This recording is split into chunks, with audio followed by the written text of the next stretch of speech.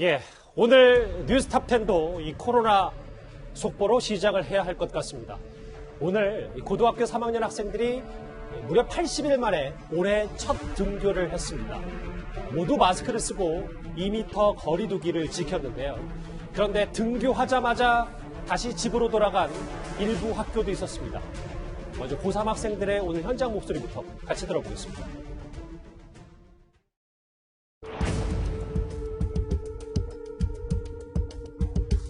오래간만에 오면서 좀 어색한 것도 있고 오래간만에 학교 가가지고 들뜨기도 하고 조금 불안하긴 한데 그래도 친구들도 다 학교를 이제 가야 되지 않겠냐 이렇게 좀 주변에서 얘기하는 거 보면 생기부 관리나 시험을 봐야 되는데 지금 진도 자체가 늦어지고 있는 상황이니까 집에서 온라인으로 하는 거는 한계가 없지 않습니까?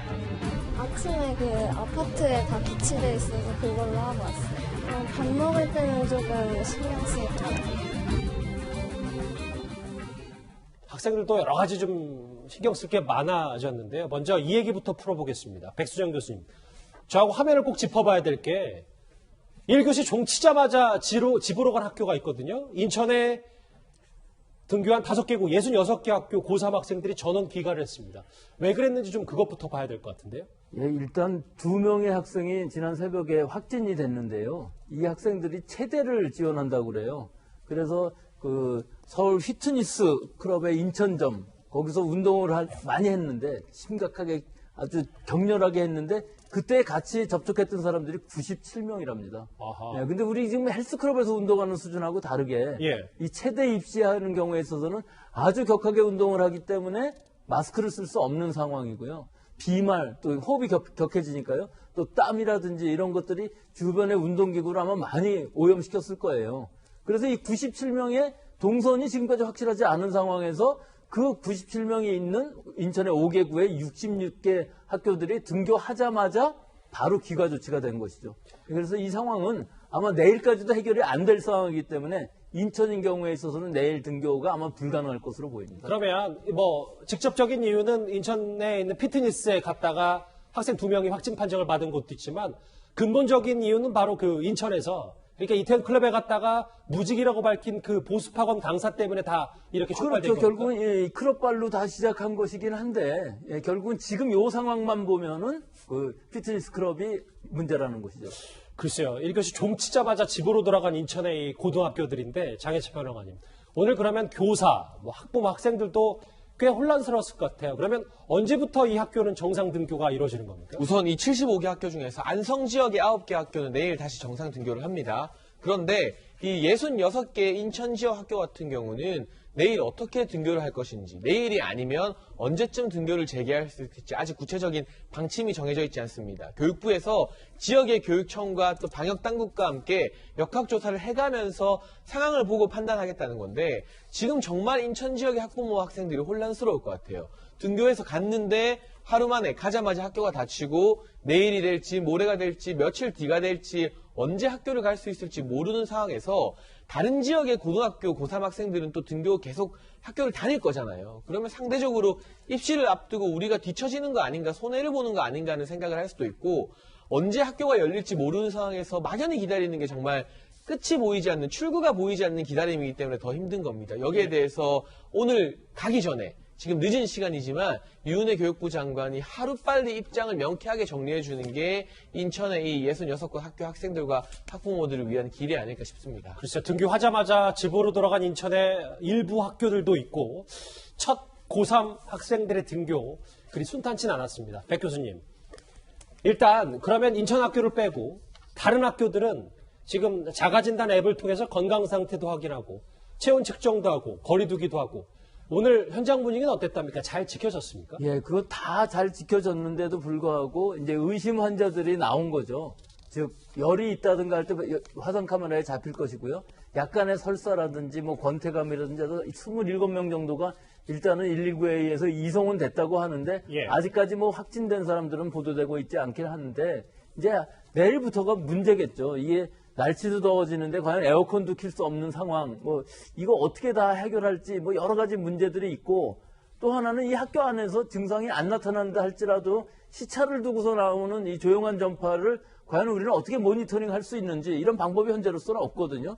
즉 자기 집에 들어가서 부모님, 조부모님하고 누군가가 진단이 나온 상황에서야 그때 가서 알 수 있기 때문에 이 부분은 지금 학생들이 확진 환자가 나올 경우는 물론 아마 그 학교는 전부 일단 폐쇄되고 대처를 할 텐데 그거보다 더 무서운 것이 이 조용한 전파라고 할 수 있습니다. 잠시만요. 근데 백 교수님, 교실에서 에어컨 켜도 된다, 안 켜도 된다 아직 정리가 안 된 거예요? 예, 그게 아직도 정리가 다 안 됐습니다.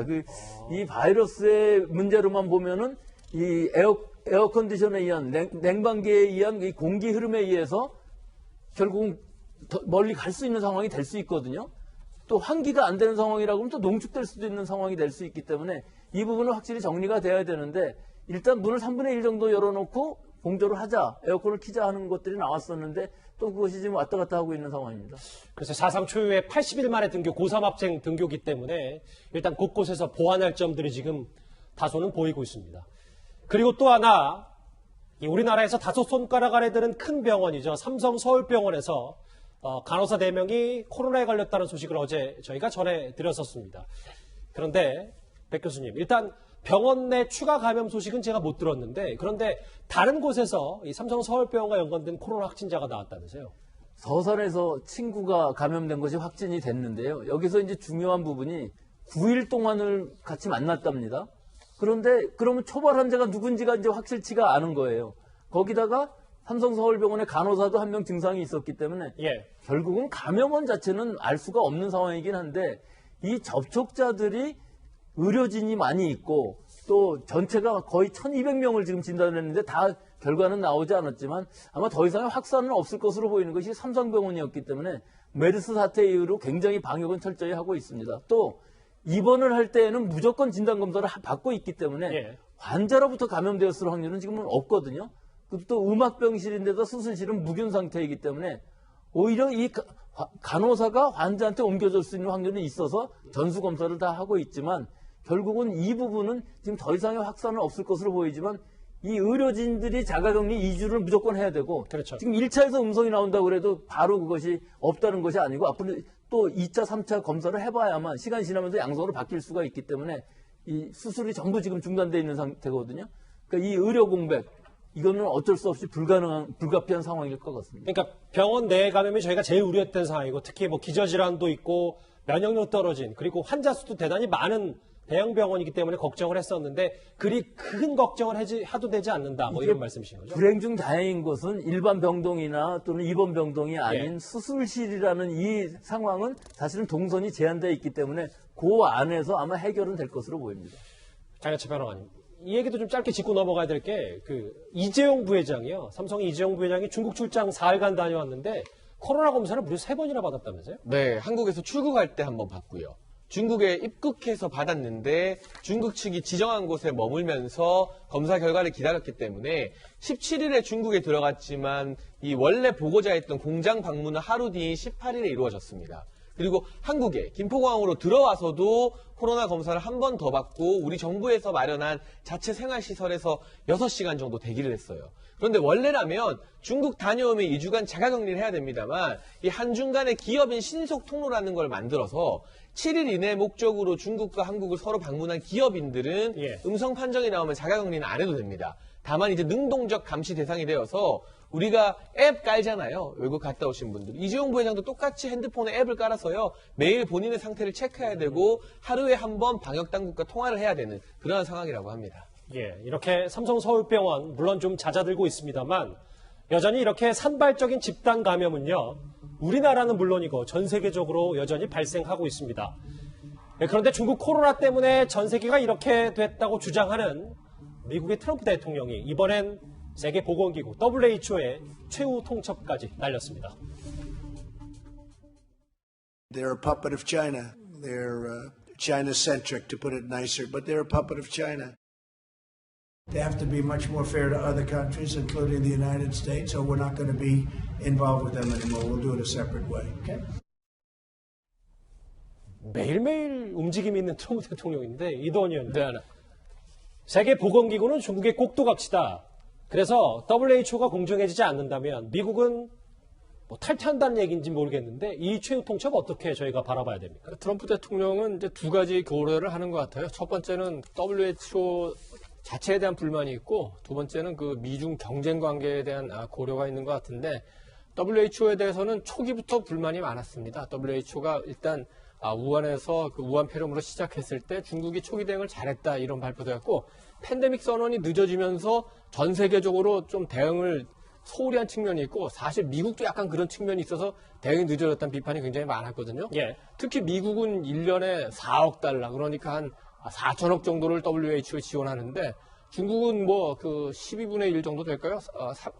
3천만 달러 정도를 그 지원하는데, 오히려 왜 WHO가 중국 편을 드느냐, 이런 불만이 있고, 원래 미국 정부가 그 UN 산하기관의 어떤 효율성에 대해서 불만이 많은데, 트럼프 대통령은 특히 불만이 많습니다.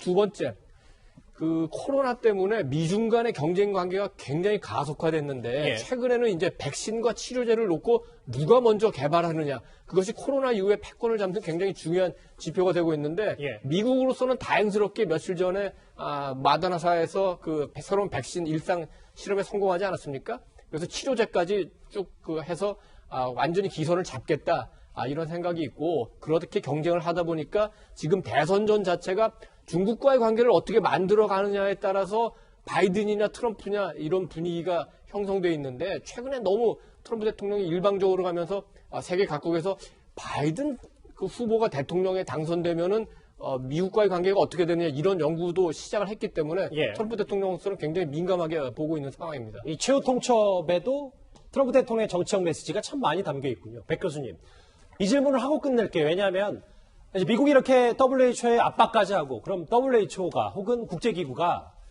이 우한에서 정말 코로나가 발원했는지를 조사할 수 있는지, 그 시간은 얼마나 걸리는지 진짜 알아낼 수 있는 건지. 뭐 다 알아낼 수도 있고 시간도 상당히 걸리겠죠. 근데 이 사회주의 국가의 특성상 얼마나 밝혀줄지는 이제 두 번째 문제이고요. 또 하나는 이 처음부터 이 우한의 바이러스 연구소에서 이걸 만들었다는 개념이 있거든요. 이것은 사실은 바이러스학적으로 보면 그다지 맞는 건 아닌데 계속 그렇게 주장을 하고 있어요. 예. 두 번째로는 만든 건 아니지만 우한의 연구소로부터 유출이 되어서 전 세계적으로 전파가 되었다. 이런 거를 지금 미국은 주장하고 싶은데, 또 세 번째로는 중국에서 대응하는 방식으로는 우리는 그 우한에서의 원인 불명의 폐렴을 알아내기 위해서 연구를 한 것이다. 예. 다만 이것이 위험해지니까 폐기했다. 이런 개념이거든요. 그럼 이건 이제 객관적으로 WHO에서 사람들을 보내서, 바이러스 테스트를 보내서 이 연구 노트부터 다 찾아보면은 실제로 어떤 일이 일어났는지 밝혀낼 수는 있겠죠. 하지만 얼마나 감추고 있는지에 대해서는 우리가 수사의 영역으로 갈 수가 있기 때문에 예. 확실히는 모르겠습니다. 알겠습니다. 이 코로나 관련 속보 첫 번째 이슈로 짚어봤습니다.